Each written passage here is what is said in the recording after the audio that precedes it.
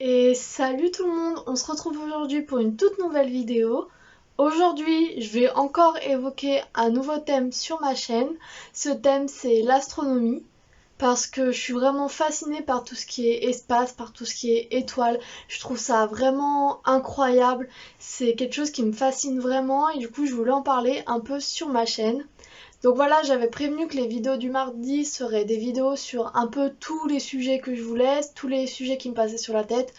On est en plein dedans, j'avais envie de parler d'astronomie, donc voilà, on va parler astronomie aujourd'hui.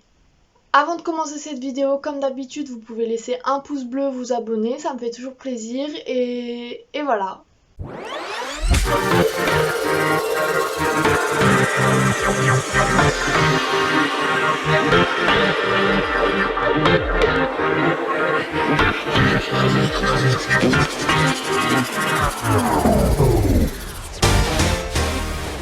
Je vais parler d'astronomie, mais avant de commencer vraiment cette vidéo, je ne connais pas grand-chose, je n'ai pas je n'ai pas de diplôme, je n'ai pas de qualification pour parler astronomie. C'est juste quelque chose qui me passionne, donc voilà, je voulais partager un peu cela avec vous. J'ai eu l'idée de cette vidéo en allant sur le site de la NASA. C'est un site qui permet de voir des photos prises par le télescope Hubble lors de votre date d'anniversaire. Donc moi j'étais sur ce site, j'ai mis ma date d'anniversaire et la photo qui est apparue, c'est une photo de Mars du 24 août 2003 et c'est par là que je vais commencer cette vidéo. Je trouve que les découvertes, les explorations qu'on a fait sur Mars, elles sont fascinantes. Je trouve que ces dernières années, on a fait beaucoup d'avancées à ce niveau-là. On a été sur Mars, on a réussi à voir une image d'un trou noir et je trouve c'est hyper fascinant parce que le trou noir, je vais pas mentir, j'ai un peu de mal à comprendre ce que c'est, à comprendre un peu son utilité, comment il s'est créé, tout ça. Mais voir cette image, c'est simplement hyper fascinant parce que oui, voir ça, un trou noir dans l'imaginaire collectif, c'est quelque chose qui engloutit tout.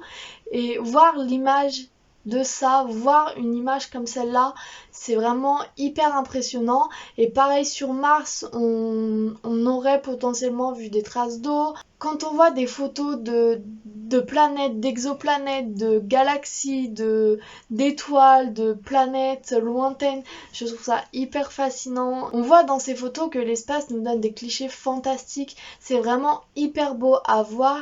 Et quand Thomas Pesquet est allé dans la station internationale, j'ai beaucoup suivi son aventure, on va dire, là-haut. Et j'ai beaucoup suivi ses photos.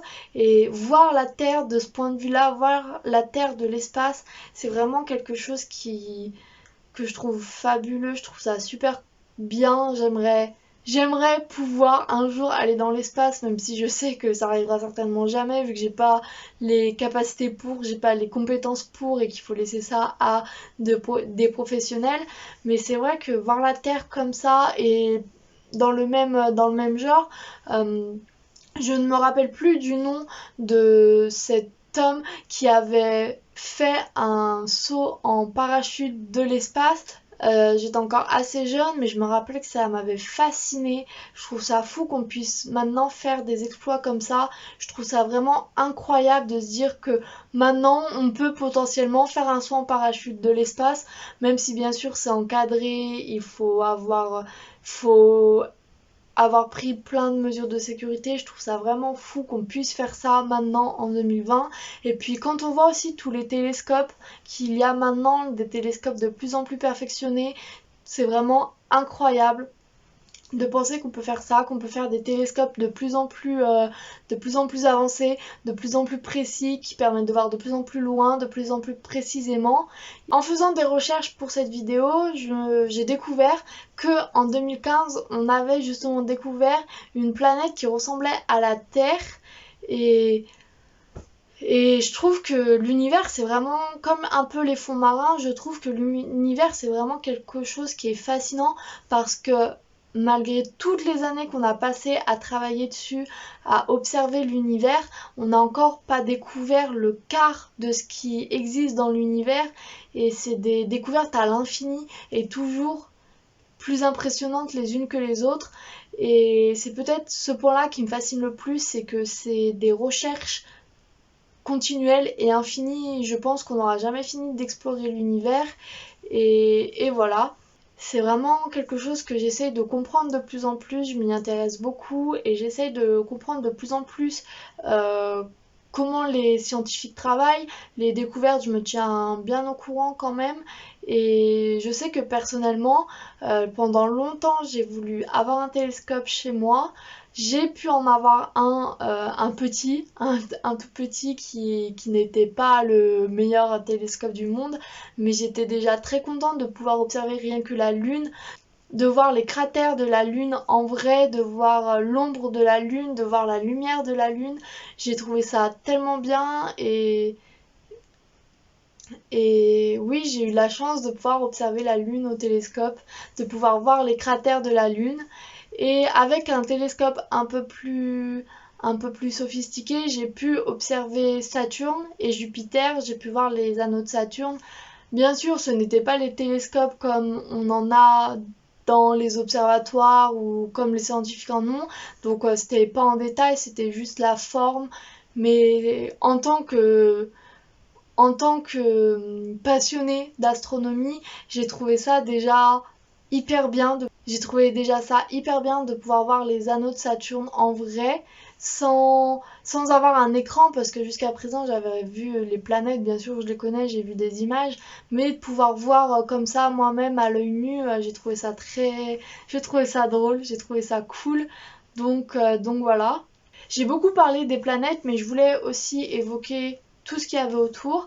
Donc les étoiles, les constellations, je pense qu'on les connaît pas mal. La Grande Ourse, la Petite Ourse, tout ça, Cassiopée, c'est des choses qu'on connaît beaucoup. Et je pense qu'on a tous passé un soir en famille ou avec des amis à regarder les étoiles. Je sais que personnellement, moi, c'est quelque chose que j'aime beaucoup faire. Chercher la grande ourse, c'est toujours quelque chose que j'aime beaucoup faire quand je suis dehors le soir, ce qui n'arrive pas souvent, mais quand ça arrive, j'aime bien le faire. Et un phénomène qui me fascine aussi, c'est les étoiles filantes. J'ai mis beaucoup de temps à comprendre les étoiles filantes, ce que c'était. Quand on est petit, ça nous paraît incroyable. Et en fait, après, quand on connaît la vérité, c'est peut-être un peu moins fabuleux. Mais c'est vrai que c'est toujours quelque chose que je veux essayer de voir. Malheureusement, je suis pas assez patiente pour trouver des étoiles filantes. Si je me mets dehors, si au bout de 5 minutes, il n'y a rien, ça me saoule, je rentre. Mais c'est vrai que c'est un phénomène que j'aime beaucoup voir. Donc voilà. Donc voilà, cette vidéo est à présent finie. C'était surtout beaucoup de blabla autour de l'astronomie, mais concernant l'astronomie, j'ai pas assez de compétences, j'ai pas assez de connaissances pour faire des vidéos un peu éducatives comme je le fais lorsque c'est une vidéo historique. Mais voilà, c'est un sujet qui me fascine, donc j'avais envie d'en parler un peu et c'est toujours l'occasion de montrer de belles photos.